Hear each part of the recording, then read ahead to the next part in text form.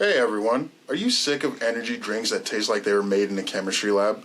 Let me introduce you to Dubby. This energy drink powder is made in the US and comes in custom flavors that are so good, they might just make you forget your ex. Seriously, and the best part, each drink costs $1 or less. That's cheaper than a pack of gum. So you can fill your day without feeling like you're breaking the bank. Perfect for those moments when you need a boost, but you don't want to feel like a squirrel on crack. Exactly. So kick those sugary drinks to the curb and grab Dubby for a clean, tasty energy boost. And here's the cherry on top. Use code DUBMP, that's code DUBMP, for 10% off your order. Because who doesn't want to save a few bucks while feeling like they could run a marathon? Or at least walk briskly to the fridge.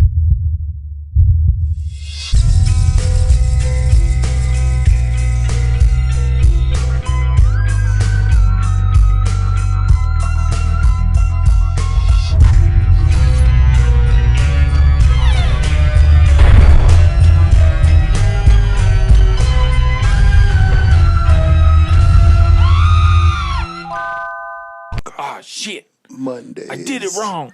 Y'all, fuck. Welcome to Macabre Monday. Macabre Mondays. to Macabre Monday. Macabre? Welcome to My Crabs Monday. This week, we take a close look. So just like a microscope on someone's chunk of crab. This one is Jimmy. That one is Tallulah. Tallulah.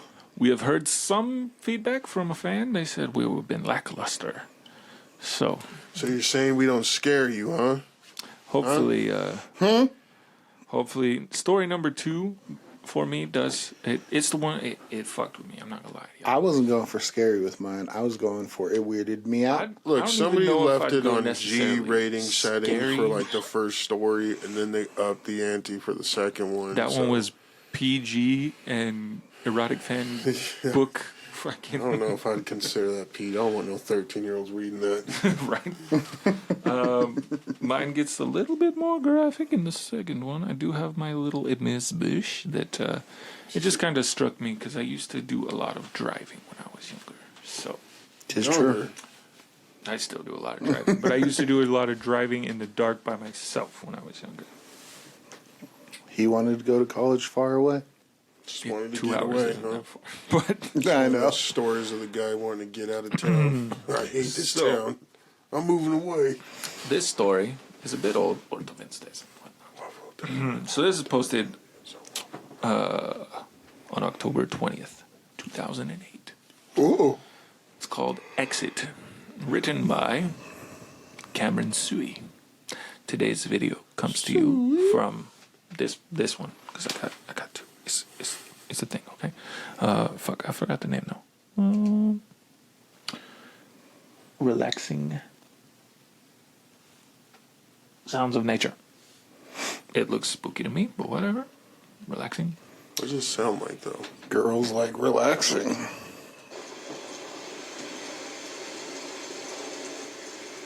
That is not relaxing. Like that scene itself right there with that noise, I'd be on edge.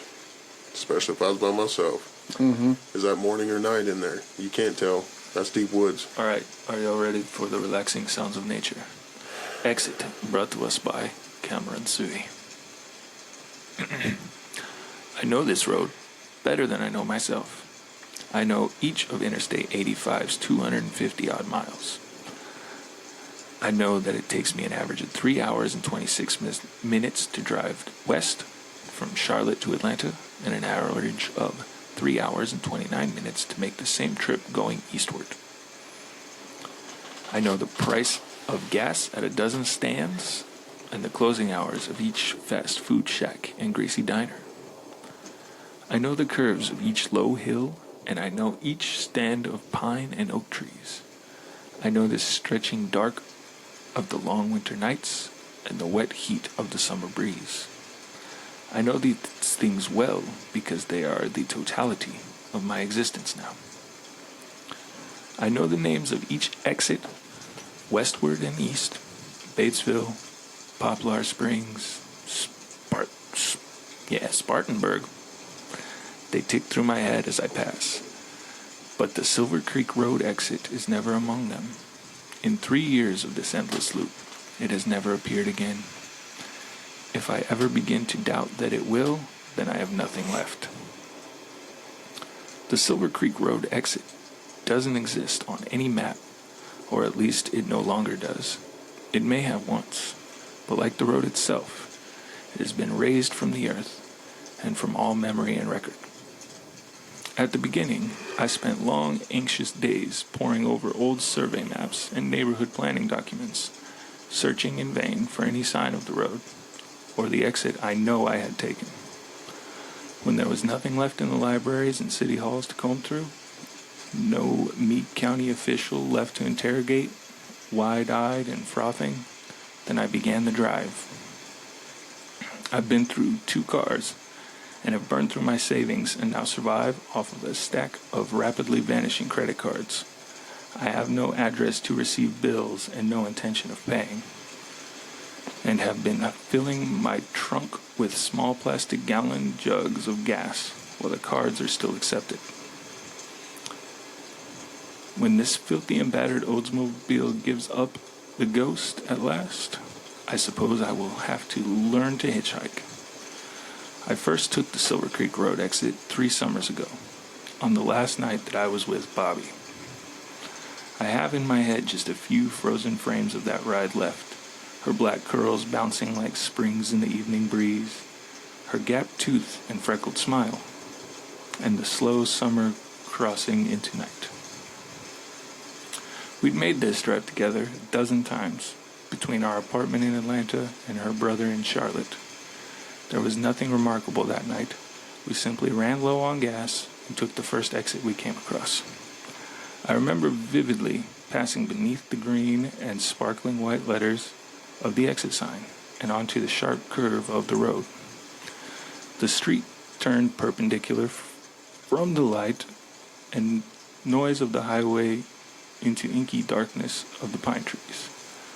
Nothing remarkable to separate it from 100 other country roads, but as the lights of the car penetrated the darkness, a vague and trembling unease passed through me. The tall rustling pines seemed black, even under the blue-white of the headlamps, and the road began to rapidly degrade, becoming pocked and uneven just a few dozen yards in. All the roar and glare from the highway seemed swallowed up behind us, and there was no lights ahead of us for as far as we could see. My insides felt tight and knotted, and I turned to Bobby. She had her skinny legs tucked to her chest and looked at me quizzically, one eyebrow raised, with a small crooked smile. Her small bravery seemed to dissipate the chill that had been steadily rising in me. Read that like Colby. I looked forward to the road. I felt a sudden sharp pressure on my chest, stretching out in front of we'll skip downward. Of the light of the headlamps, the road ended. There was a small field of shattered asphalt slabs, and then the forest swallowed up every trace under a blanket of rotting pine needles.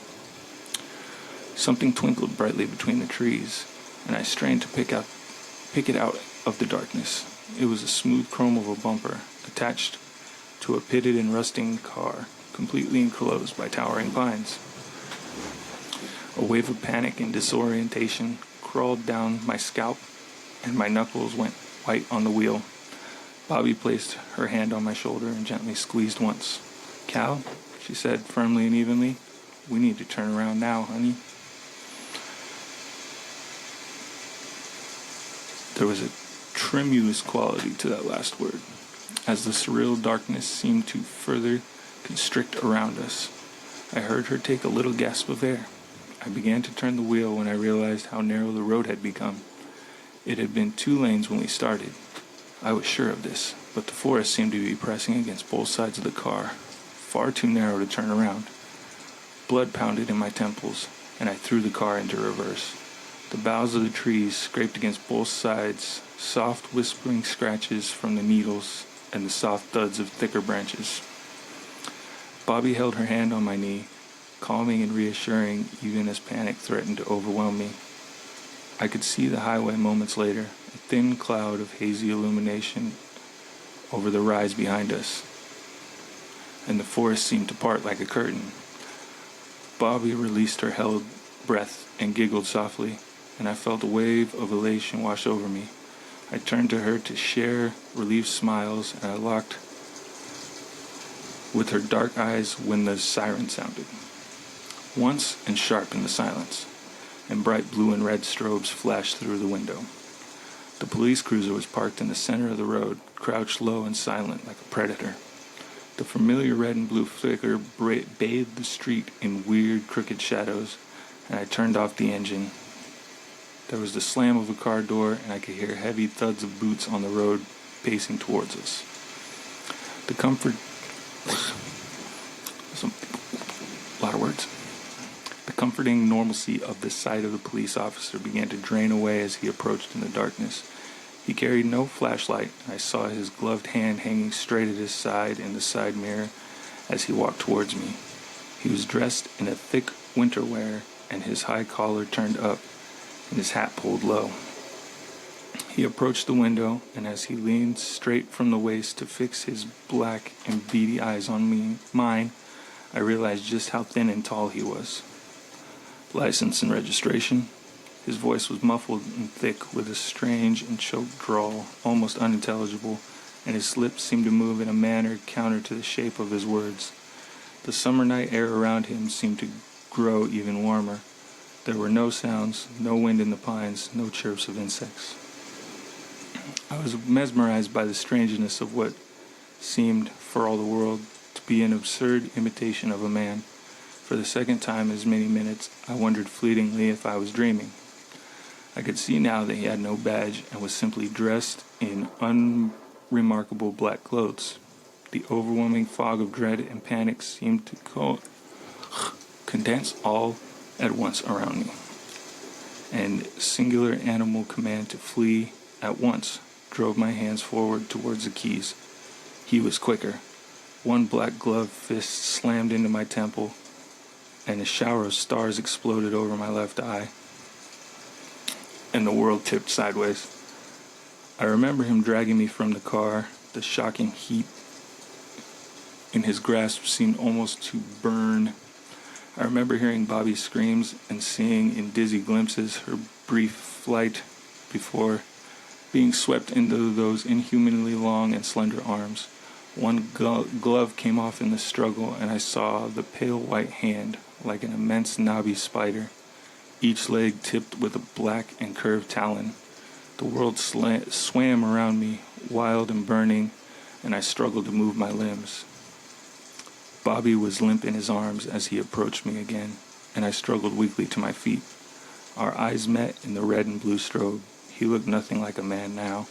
His once pale mockery of humanity was stretching and distending away into some unthinkable shape. He did a very human thing then, and smiled, lips peeling back to reveal rows of thin white needles. I was running before I knew it, bolting dizzy and weaving down the road. I was vaulting across the shoulder of the highway when my rotational mind clawed its way to the surface. Coward, it screeched at me. My legs shuddered to a stop, and a sudden painful guilt flooded my lungs like fluid and stole my breath.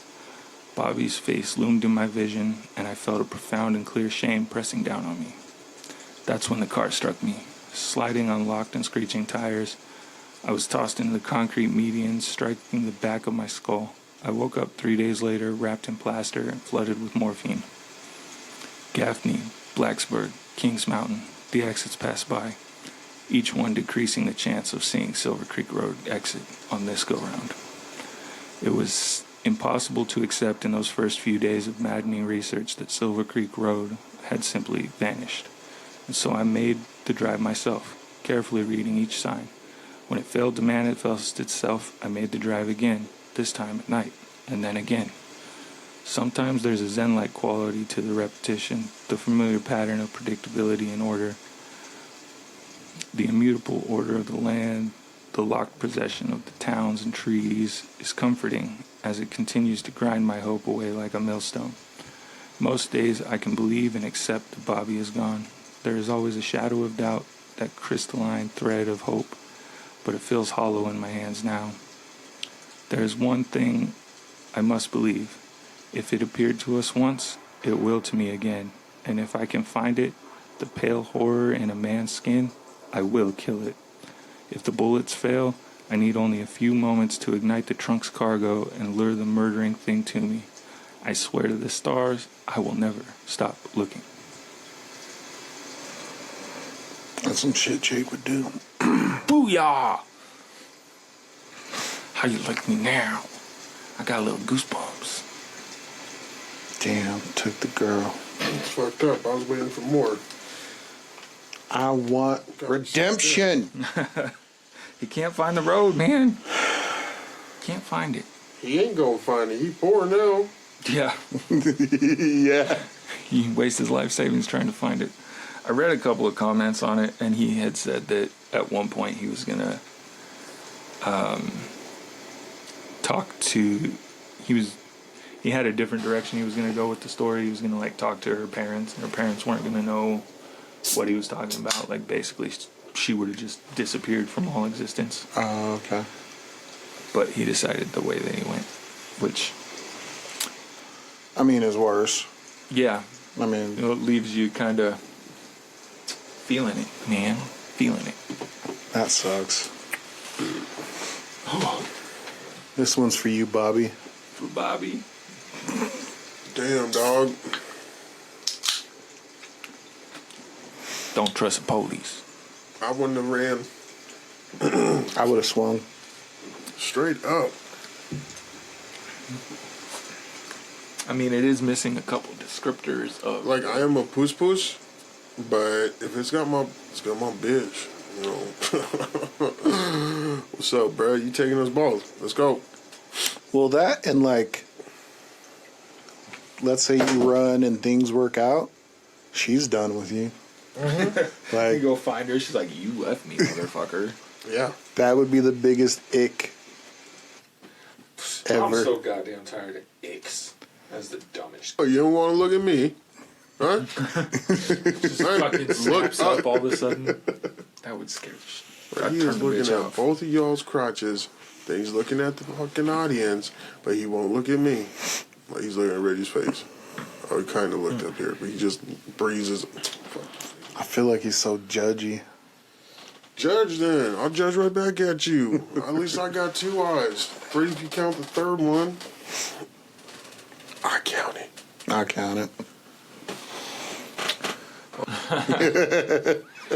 All right, are you ready to get spooked, boys?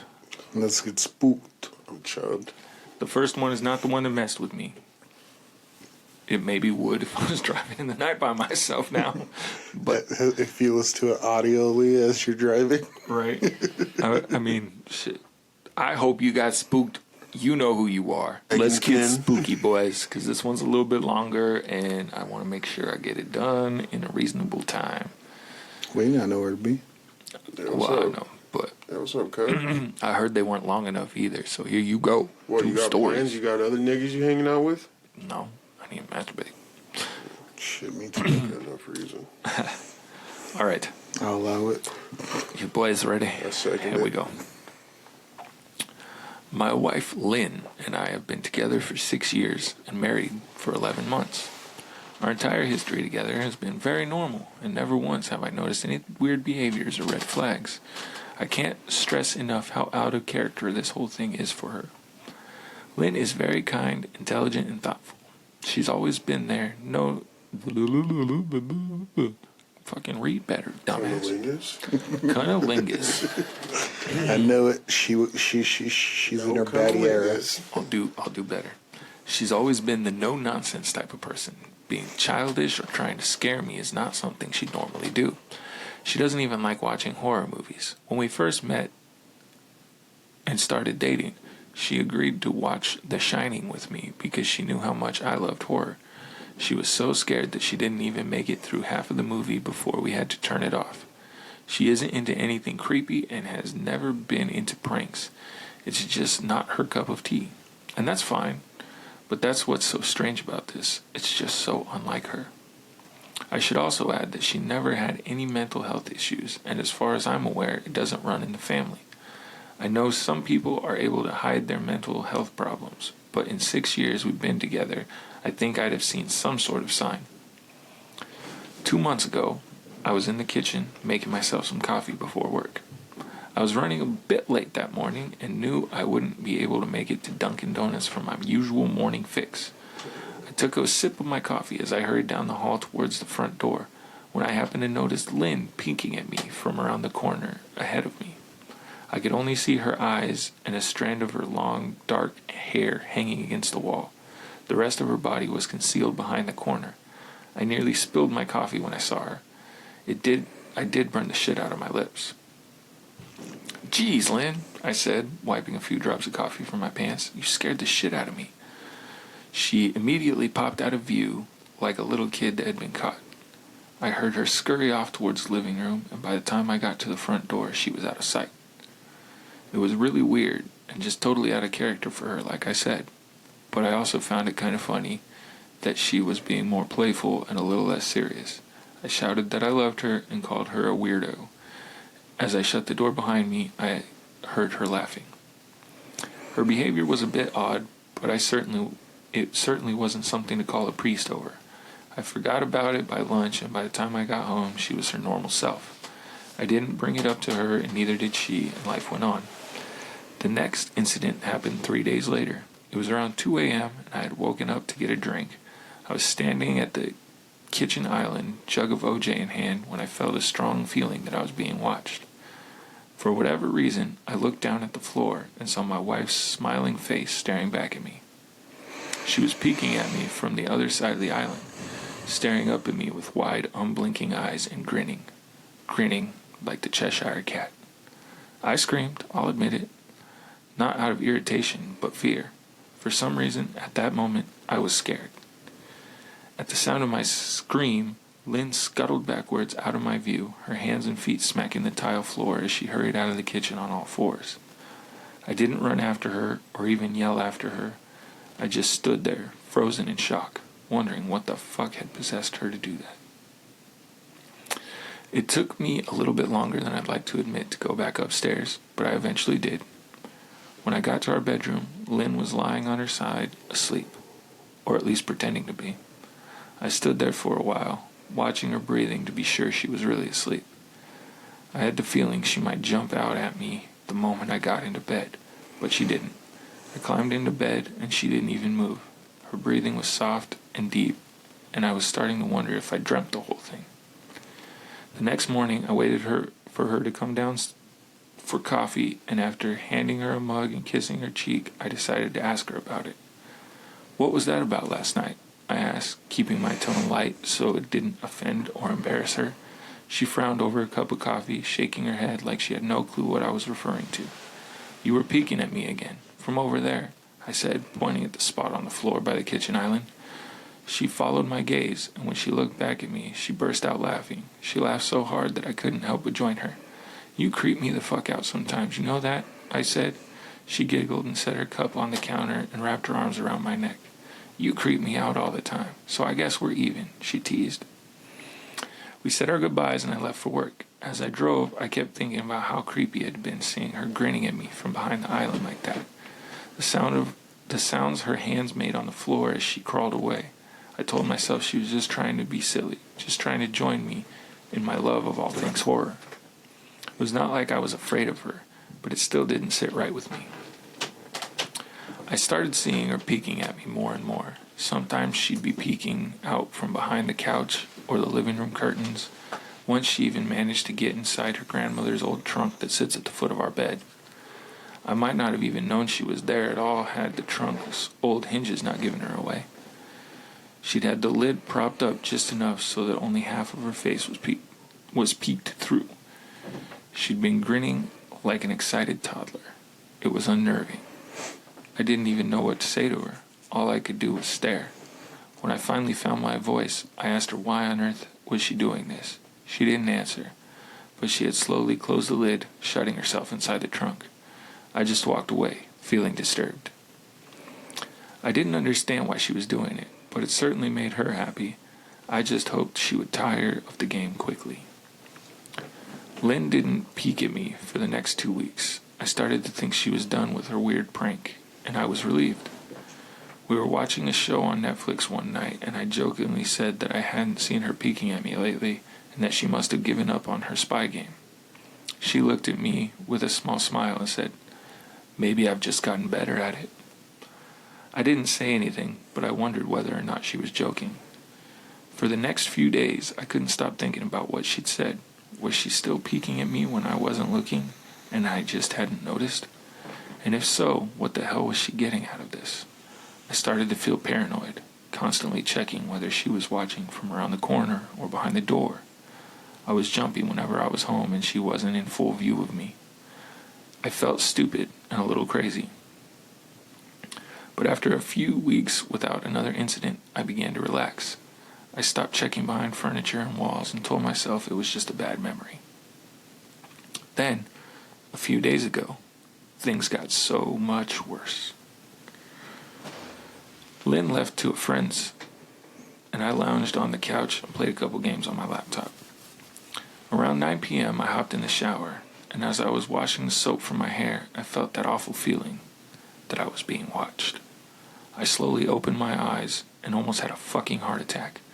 Lynn was peeking from behind the shower curtain, her entire head stretched into the shower, leaving just her body outside.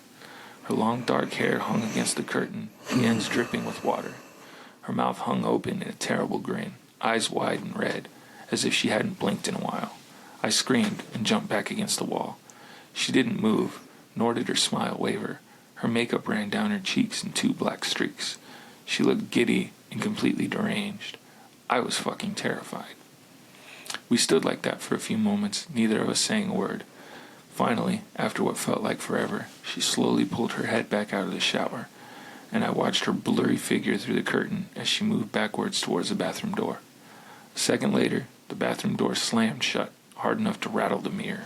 I screamed again and jumped out of the shower to lock the door. I stayed inside the bathroom for over an hour. Maybe I was overreacting to some of you, but joke or not, I wasn't going to put up with this crazy shit anymore. That's what I kept telling myself as I paced in the bathroom, stopping to listen at the door every few seconds. Suddenly, I heard a muffled sound, and I pressed my ear against the bathroom door, straining to listen. I couldn't hear anything, but I envisioned Lynn standing on the other side of the door, giggling at her joke. I felt a surge of anger. I was beyond pissed at being made to feel scared in my own house, and made to hide in the bathroom for an hour. All for what? Some joke? If it was a joke, it was an awful one. "What the fuck, Lynn?" I snapped.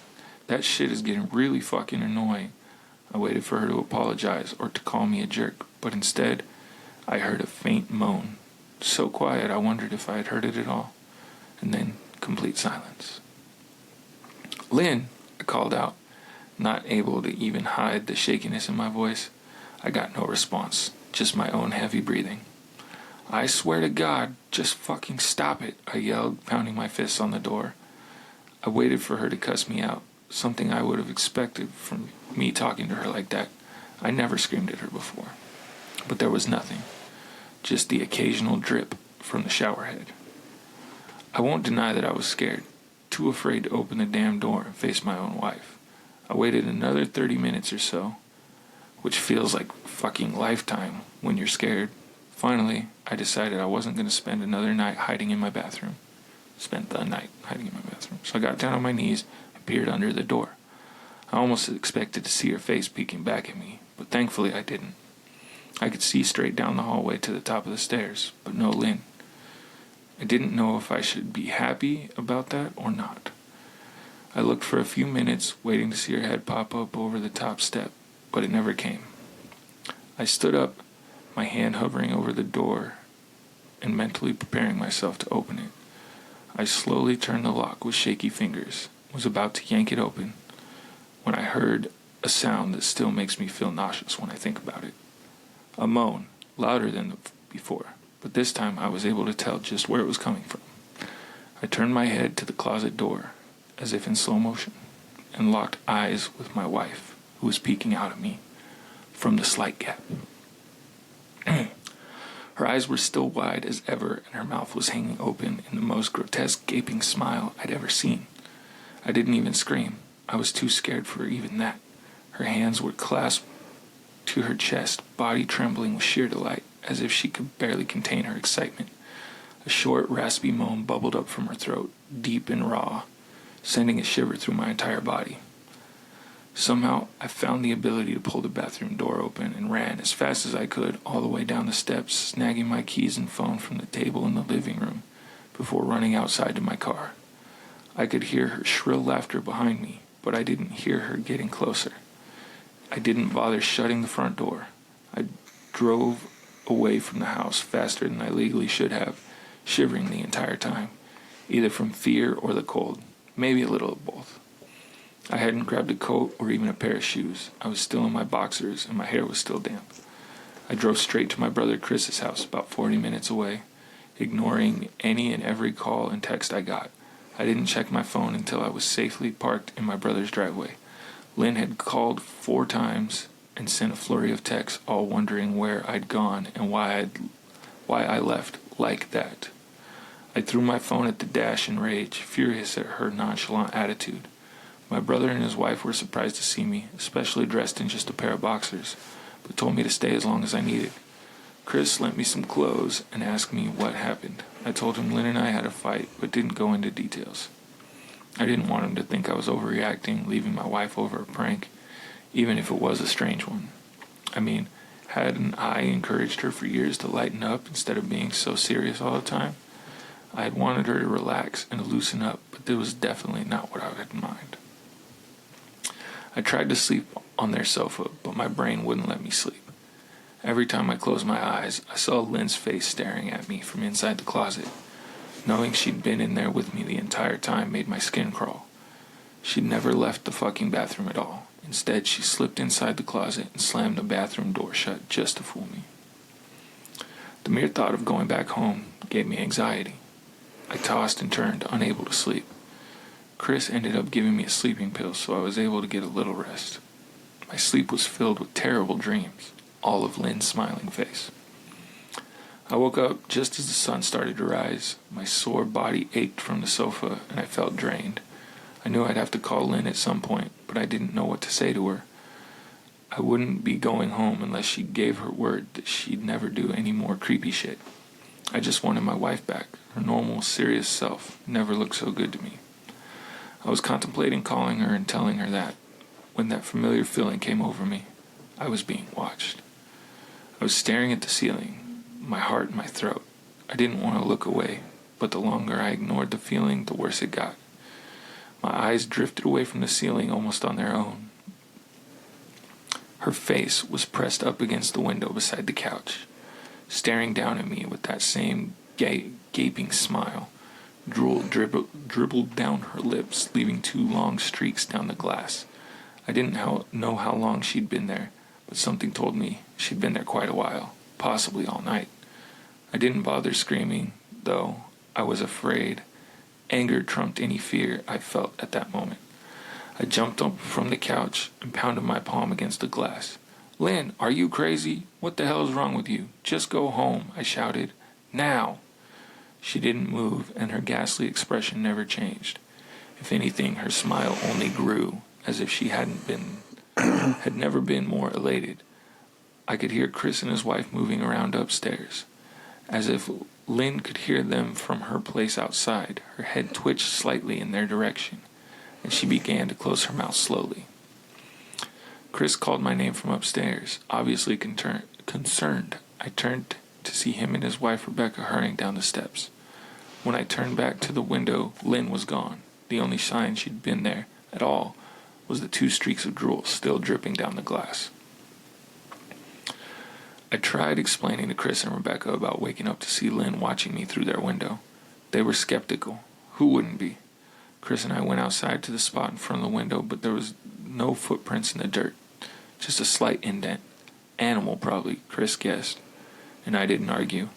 He and Rebecca assumed I dreamt the entire episode, but they didn't understand, and I was too tired to explain to them. I called out of work that day and turned off my cell. I didn't want to face Lynn. Just talking to her was too much for me at that point. I really started to believe something was irreversibly wrong with her, that no matter what promise she made, we'd never be the same again. The thought saddened me to my core. I cried most of the morning. By noon, I figured I was ready to confront her, give her one last chance to explain herself. I could at least give her that after 6 years, I told myself. I turned my phone on and saw a dozen texts she'd sent, all from a seemingly concerned wife. Can we talk? I love you. Please call me. I'm worried. Can you answer? Just come home. And more of the same. All texts telling me she loved me and she wanted me home. How worried she was. Not a damn one addressing the crazy shit she pulled. Like she hadn't been acting like a character from a Stephen King book. Even her texts were different. She normally texted novels just to tell me to pick up a loaf of bread. You'd think she'd have more to say to me after her bizarre shenanigans. I know it probably seems childish to some of you who are miles away from the situation, but if you saw the way Lynn had looked at me, how she scampered away on all fours like some wild animal, grinning at me from inside the closet like a lunatic, then I think you'd find my reaction was warranted. I ended up staying with Chris and Rebecca for another night. I didn't wake up yesterday until afternoon, and thankfully I didn't see Lynn's face watching me through the window. I don't want to pry, because it's not my place, but is the fight something that can be mended? Rebecca asked. She'd made us both a sandwich for lunch, and I knew she wanted to breach the subject without seeming to be too nosy. I don't know, she's like a different person, I said, choosing my words carefully. I still wasn't ready for her and Chris to know the full extent of the batshit craziness I had been dealing with. People change, Ben, but she's still the same woman you married. Maybe you both need to talk through your issues. Whatever's going on, I'm sure it can be fixed, she said. Ever the peacemaker? I think it's beyond that now. I don't think talking would help. I just don't trust her, I said.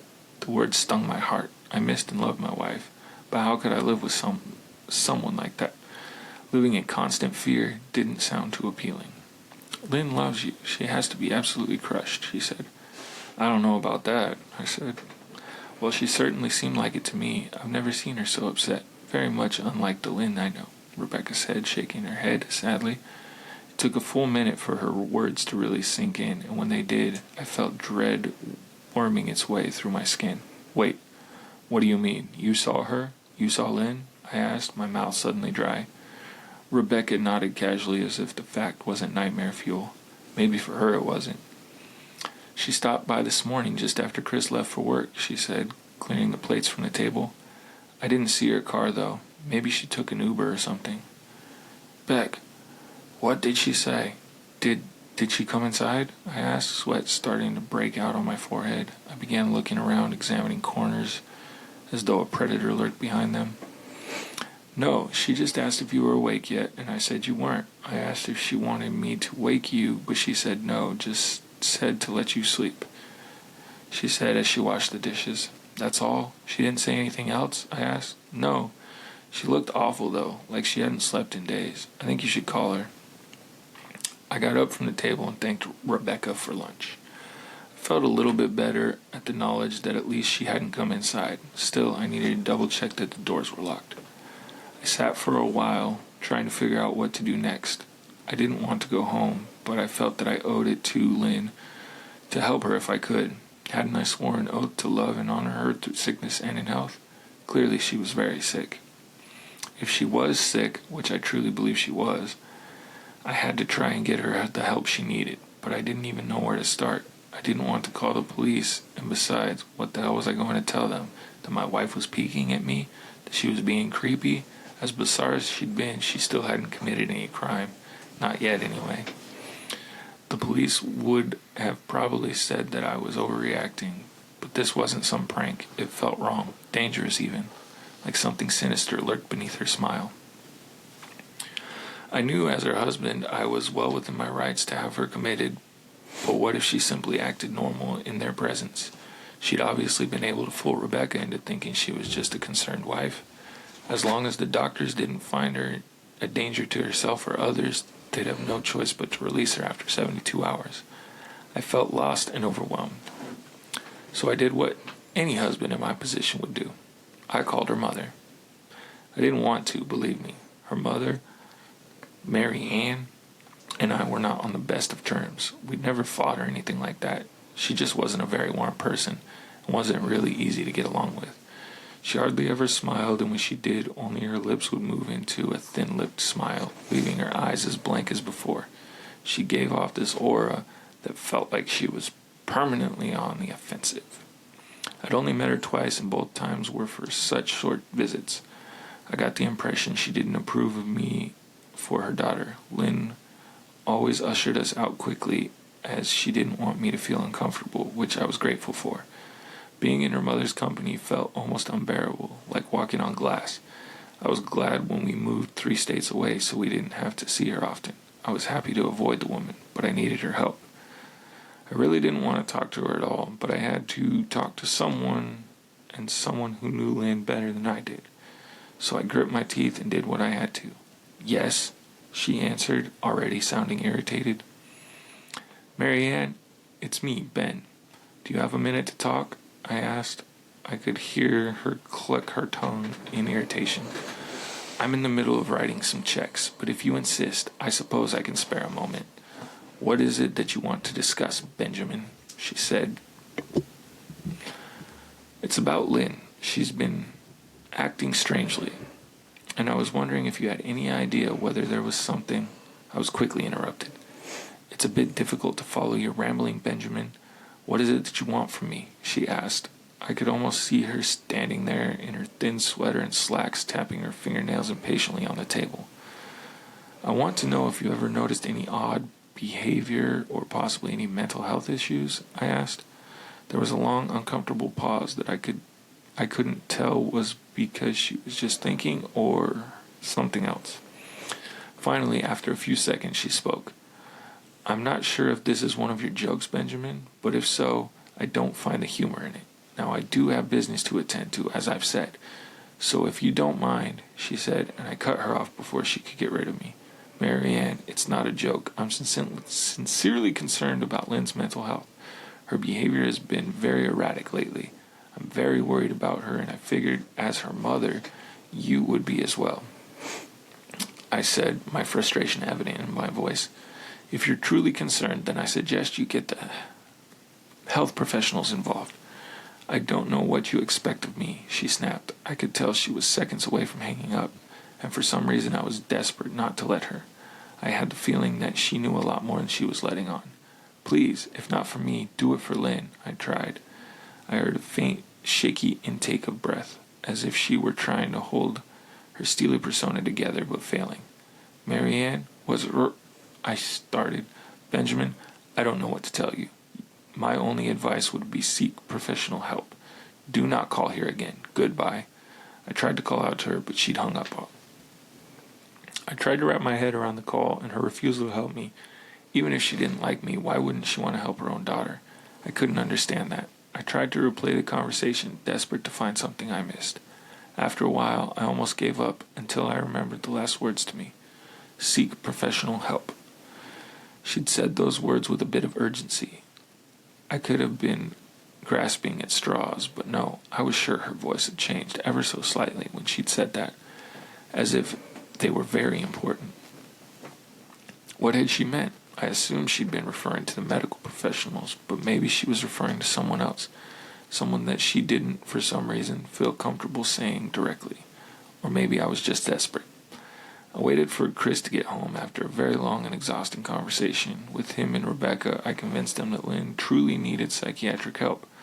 I didn't tell them everything. I wasn't prepared to go into it yet, but I told them about our last encounter, how she'd hidden in the bathroom peeking at me from the closet. They were obviously shocked, but thankfully they believed me. They too just wanted to help her. Still, they didn't think it was all that serious. Weird, maybe, but not dangerous. They just kept saying that Lynn had to be playing some kind of weird joke. Maybe for YouTube, Rebecca offered, if only half-heartedly.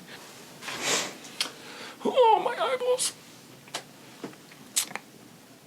Chris didn't think we should involve the police just yet. He offered instead to go with me, and I readily accepted. He reasoned that calmly talking to her, trying to coax her into going willingly, was the best recourse. I agreed to do it his way. At least I wouldn't be going into the house alone. We drove over this morning, just after breakfast. There was no way I was going at night. When we pulled into the driveway, my stomach began doing somersaults. Her car wasn't there, but I still didn't let my guard down.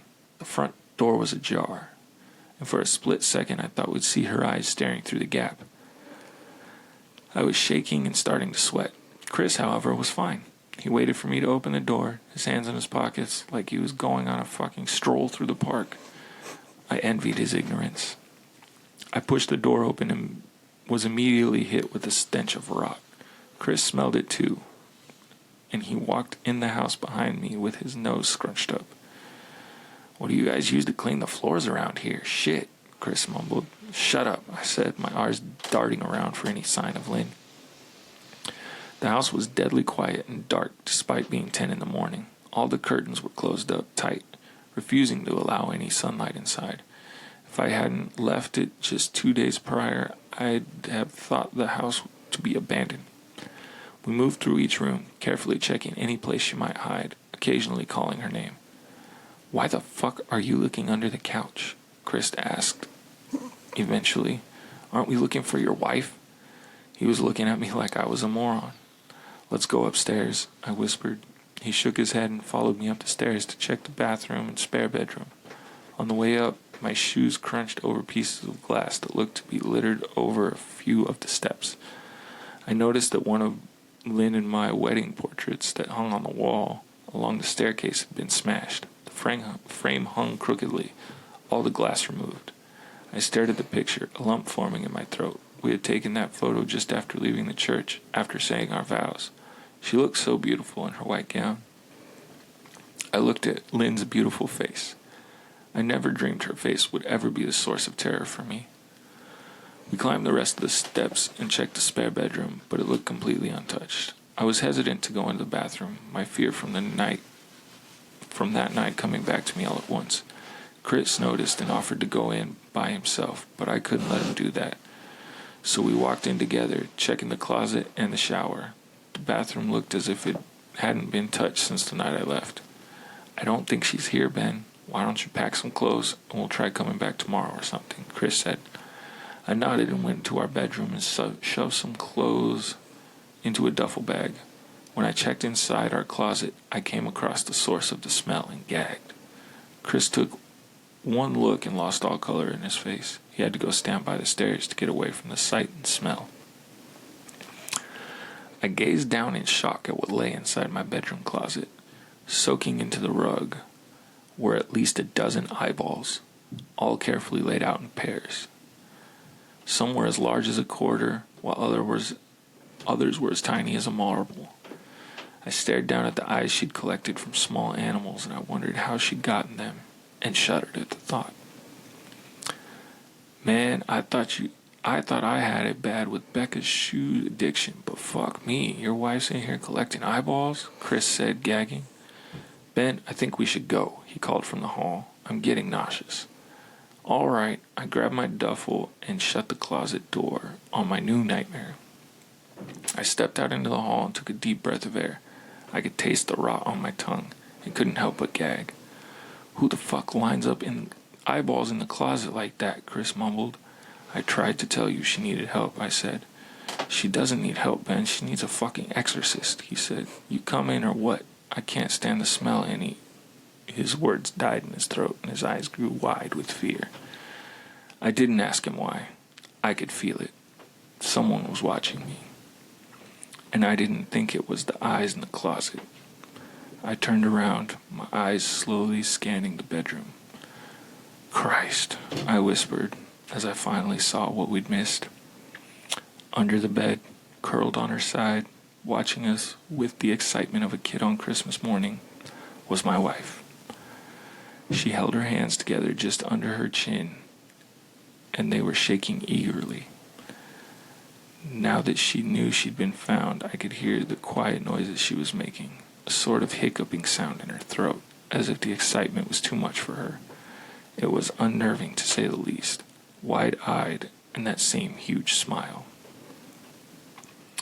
Everything in me told me to run, but I forced it away. This was my wife. No matter how twisted, she was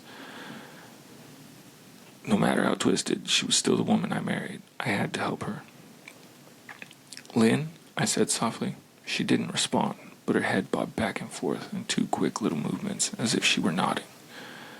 "Baby, I just want to help you, okay? Can you let me do that?" I asked.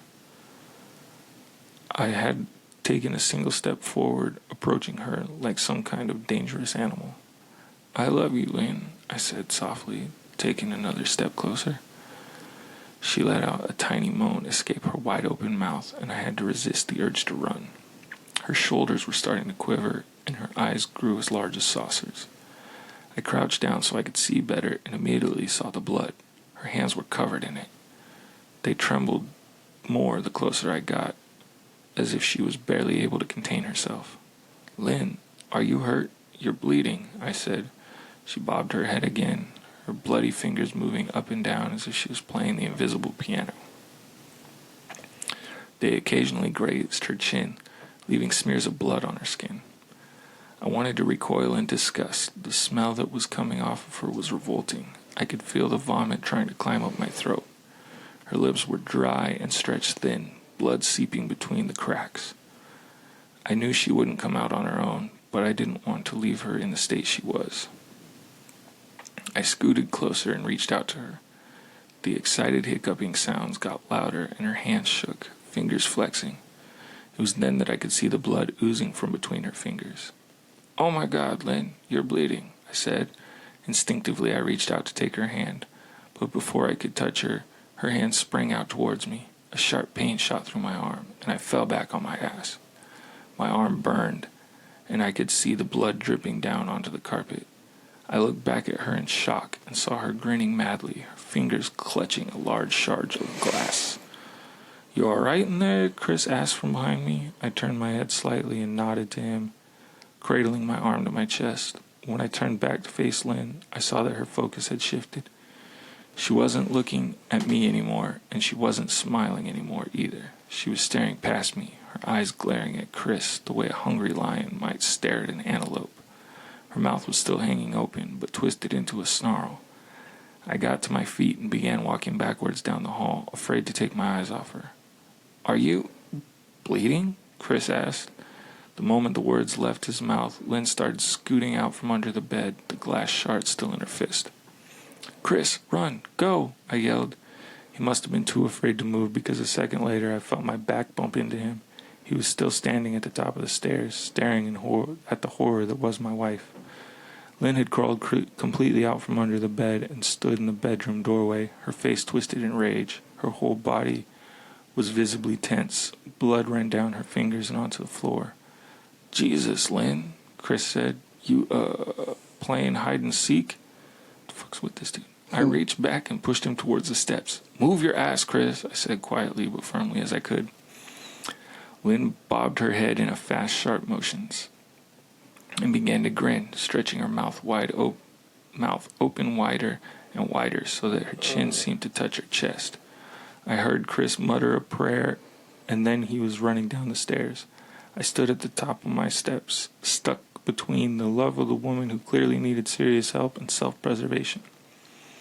"I only want to help," I said, choking back tears. Her eyes focused on me once again, and she slowly lifted the glass, holding it out in front of her, and then she started sprinting towards me, grinning with utter excitement.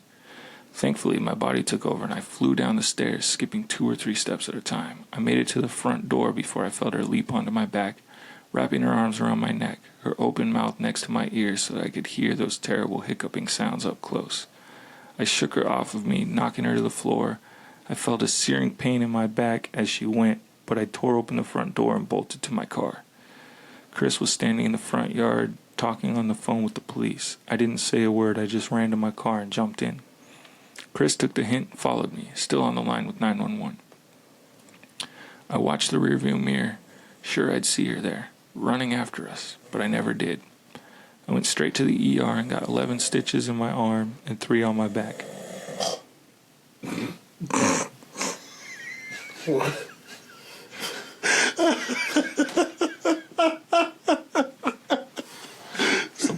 story. Damn. I'll pass out for a minute. I was closing my eyes so I could get more.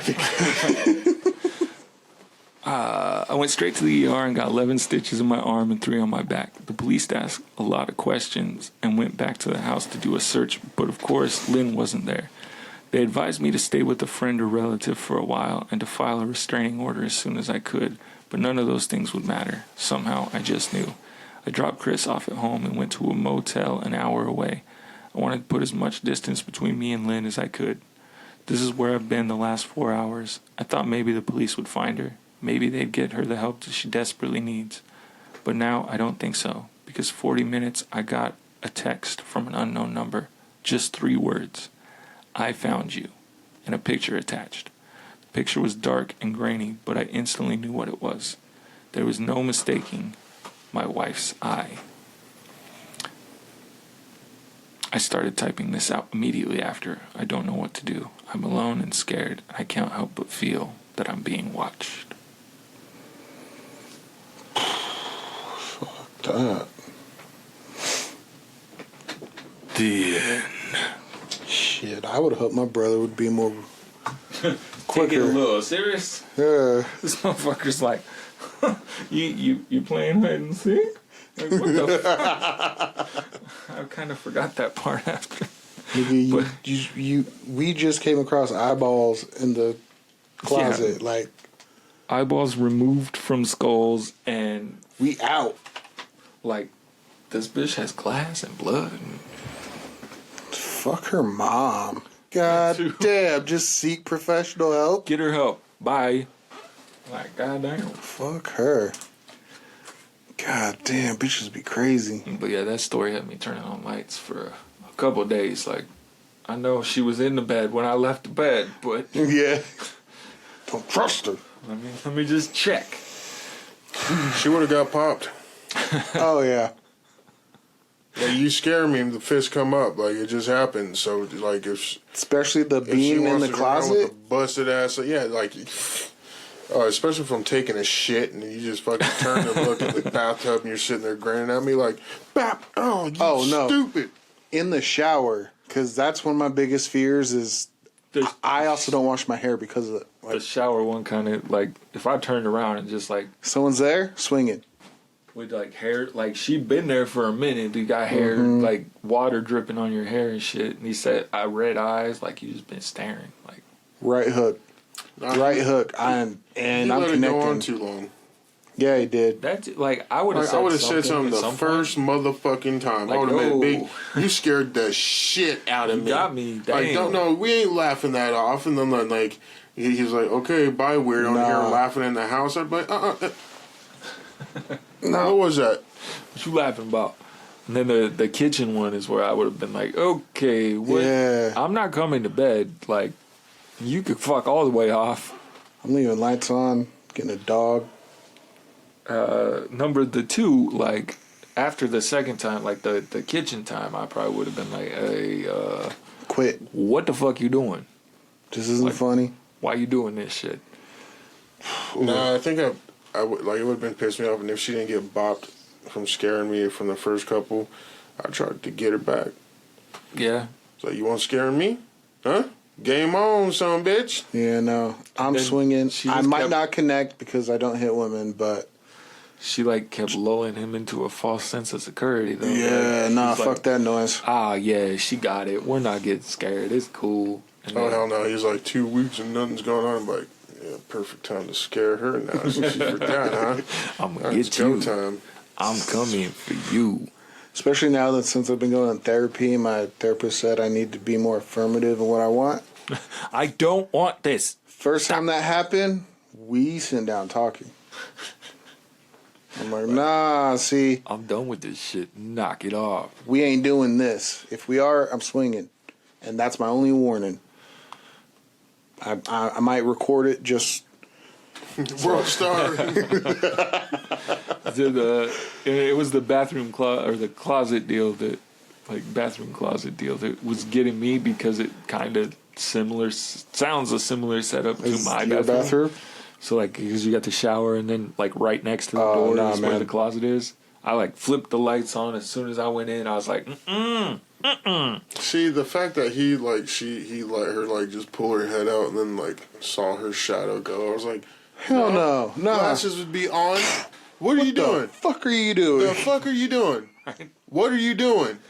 Like, I would have felt the door open in the first place. Okay, I would have felt the breeze in my fucking steamy bathroom if somebody the had come thing in. was, she had said, like, she could have been hiding in the closet the whole goddamn time because it said she went to her friend's house. Like, she was supposed to be at a friend's True. house. Yeah. So she was probably in there the whole time. She was just chilling in the fucking closet, like. Well, I would have checked in there. Because I'm just paranoid. Especially at that point because he's been jumpy, too. Yeah, I'm just paranoid. I'm going to be duking. Like, my bathroom time, like... That's true. You do take a lot of bathroom time. Yeah, then like, so, hey, like, you in there? I'm about to blow this up. Hey, just so you know, I'm taking a shit. I hope you enjoy. I feel like I'm pretty decent. Like, when somebody's looking at me, I can feel it almost immediately. It's like, the hell you looking at? I was just looking that way. Well, don't, because I felt your eyes. They linger too long. Did you just look at my pecker? Huh? Yeah, I felt you look at my pecker. That was creepy. Yeah. That one creeped me out. I had trouble for a couple of days with that. If that were to happen to me again, See, I think that's creepy for you guys because you got significant. because we have spouses, Right. it'd be creepy for you too with not having anyone. Yeah, not having someone. Just having eyeballs popping watch up, you? Like, They gonna be popping up in my bed. Like, you can creep on me anytime. You gonna see some shit. Hey, just me beating my meat again. Also, if you're gonna be watching me while I sleep, you can turn the TV off, you some bitch. And you saw my Right. face getting all mushed up into the pillow with my glasses on. Take my glasses off. See, Okay, you're gonna be drooling on my window. Clean it. My window's barred, and you ain't getting my window. the window part would have, like, that would have fucked me up. I would have hit the window. He did hit the window. I would have broke the window. Get in here! What the fuck are you doing? Yeah, no, fuck that noise. And, like, his brother, like, you see what is happening under Yeah. the fucking bed, and he's like, you just playing hide and seek? You just saw the eyeballs. You saw the eyeballs, you saw me get stabbed, and you're just Yeah. like, you been playing hide and seek? It's good. Standing in the fucking goddamn lawn. Like, See, if she would have been staring at me in the shower, I would have grabbed my ding dong. Like, when she just stood there staring, I would have grabbed my you wig. want Like, some? well, you coming in or what? There's plenty of soap on this bitch. You want to finish this off for me? Yeah, and then, like, just the mom not, Giving a yeah. and, like, it almost feels like she knew something, but she didn't want to, like, Nah, provide that information for anybody. No. She's like, I don't gotta fuck with it. Bye, bitch. So, Fuck that noise. hopefully we were macabre enough for you today. If not, go fuck yourself. Because I'm not reading, like, a gory story to you guys. You don't need to read Yeah, about there's limbs enough getting ripped gore off in the and shit. world. There was enough gore in my story. There's eyeballs in the fucking closet that she removed from animals. I doubt that. I don't know if it'd be worse if she killed them or left them alive. Honestly, I'll let y'all contemplate that shit. Because I've been thinking about it for 2 weeks. See, my whole thought process during that. They're definitely white. It's the feeling I get. I'm supposed to tell you how this story made me feel. Made me feel like I wanted to shit my pants when I first read it. Not shit my pants, but I definitely was not comfortable walking anywhere Yeah. in the dark for a I little shit bit. my pants. And see, that's another reason why I like living in a trailer. There's not many places to hide. Yep. It's all small. See, I can. the trunk one is weird too. Like she Fuck was hiding yeah. in the trunk and then just Oh. closes it. That trunk, I would have sat on it. It's like, Been like, you want to be you in there? fucking done? Learn. You done? I would have fucking let a fart fucking build Yeah. up. Peek that Cracked lid it. open just a little bit. What the fuck? No, you gonna sit in there now. I'll teach you to get in small places that you can get trapped with my fucking parts. All right, y'all. Next Macabre will be on a Thursday because we are hitting our 1 year mark next Monday, plus Thursday's Halloween. So Yeah. Yeah. we're going to post some spookiness on Halloween. We'll see what we end up doing. There's been talk of writing our own. But we thank you for joining us on the Macabre Monday. Check out the socials, liking, sharing, showing friends. And we will see you on Wednesday Bye. on Waffle Time.